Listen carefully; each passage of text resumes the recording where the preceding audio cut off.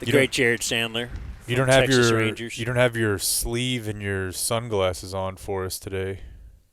Do you like that, or I did like that. I figured did you like know? that. Swagged out Sunday.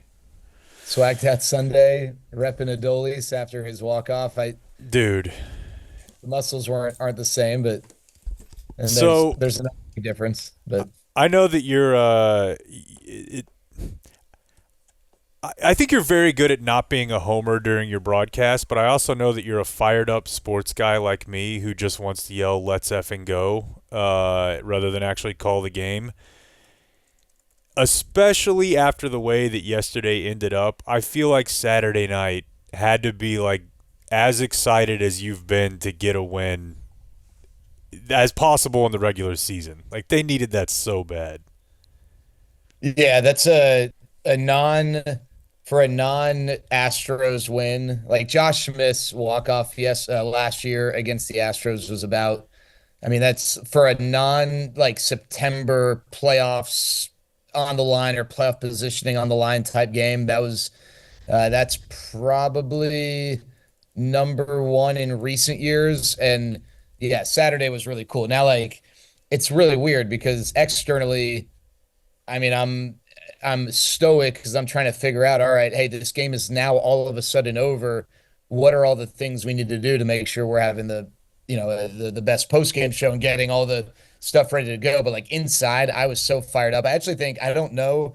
I'm pretty sure like I threw my hand up like at the end of Breakfast Club, like when that ball was off the bat because it was so clear it was gone. So yeah, I mean it's pretty cool and sometimes it's fun when I don't have to be so even keel and can just enjoy the moment and I was able to do that then. Yeah, because after Friday night was the loss with Degrom, and are we going Yamamoto? Am I correct in saying that properly? Yeah, yeah. Okay. Yoshinobu Yamamoto. So that's just always one of those deals where you lose the ace duel game one, and you're like, okay, we got to get out of here without the sweep. And then Saturday night was there a wild pitch? There was an error. How did somebody get? It was Wait, before the Adolis put out before he came up. Saturday night there was Is that me? was there a wild pitch? I'm not up. I'm just trying to go back to Saturday night's game.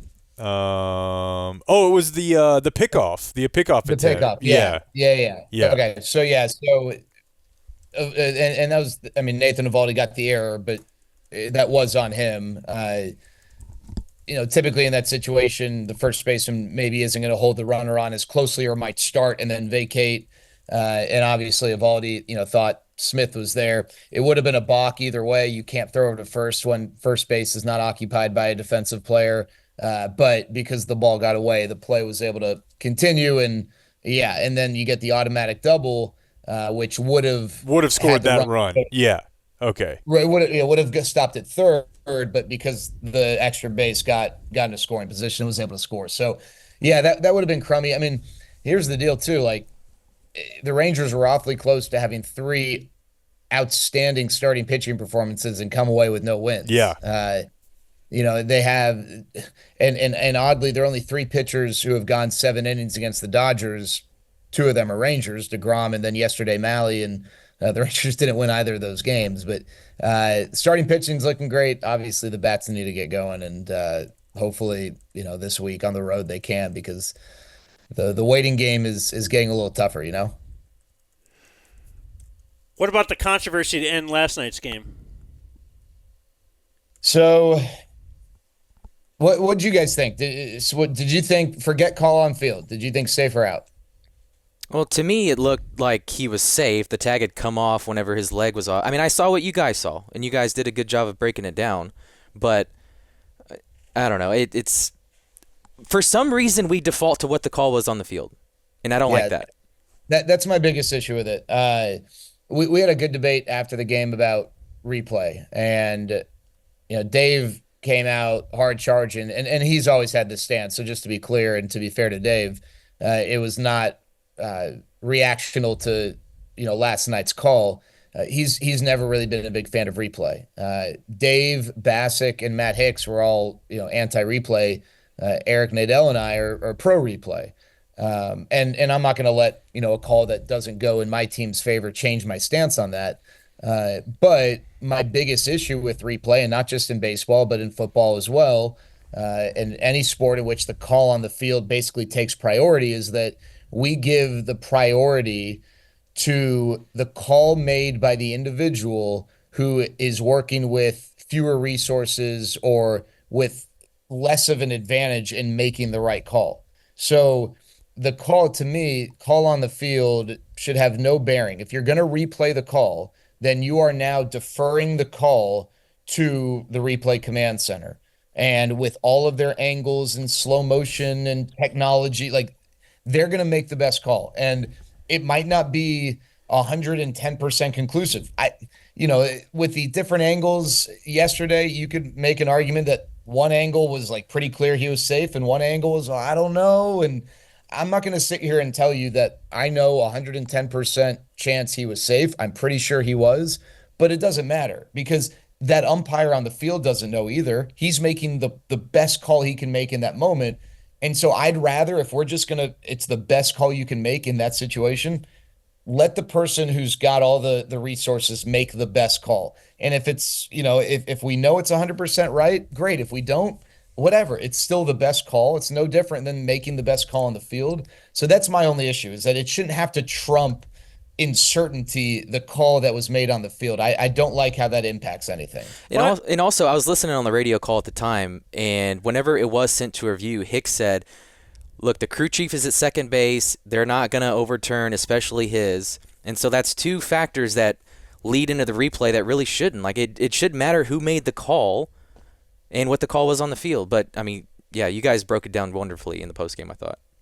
Yeah, I've never heard that before, but that's really logical. That's great. That should be the thought of on every replay and across different sports. Why do we always give so much weight to the call on the field? It's the only thing I can think is, much like with balls and strikes and the human element, it's like an ego thing. That you're still keeping the crew chief or the referee, umpire, whoever involved, in saying, like, ultimately, we're kind of still going with you here. Yeah. But no, I've never heard it broken down like that. Yeah. Like, why would you choose the one that is clearly, like, if you were in a vacuum and not, we either let this guy call it in a split second with all this stuff going on around him, or we take the time and we can watch it slow down to the 100th of a second.